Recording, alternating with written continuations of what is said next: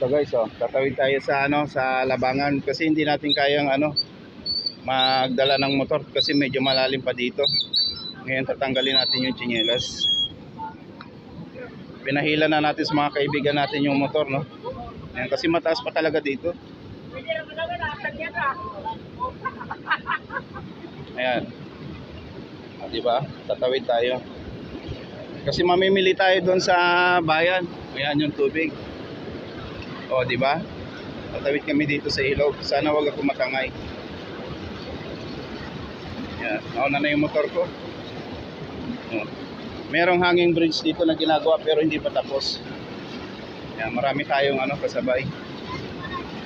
Ang lakas, di ba? Kahapon hindi ka makakatawid dito dahil sobrang lakas. Pag ikaw lang mag-isa, hindi mo kayang itulak yung motor, kailangan sanay talaga yung maghihila. Kahit ako hindi ko kaya. Nauna pa sila pa, diba?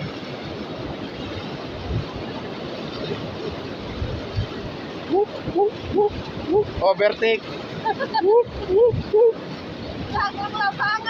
Basa na yung short ko. Tulad ng tulay dito, ayan na anuhan pa ng ayan, humina-hina na dito kasi nahaharangan ng mga punong kahoy, di ba? Ng mga damo, water lily, halo-halo na.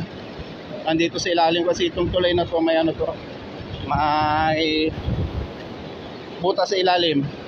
So andun na sila. Basa na yung shirt ko. Yung hanging bridge dito hindi pa natatapos. So ayan, tignan nyo. Di ba tayo katawid kung malakas yata dito Kailangan yung paa mo matibay sa kabisado mo yung inapakan mo. Yung iba sanay na dito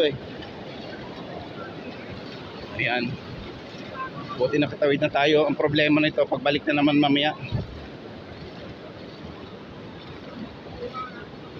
Ay, salamat, nakatawid na tayo. Ayan. Yun. Ito yung hindi pa natapos. Yan. Ginagawa nila ngayon yan Kaso bahalang talaga. Ay. So hanggang dito na lang.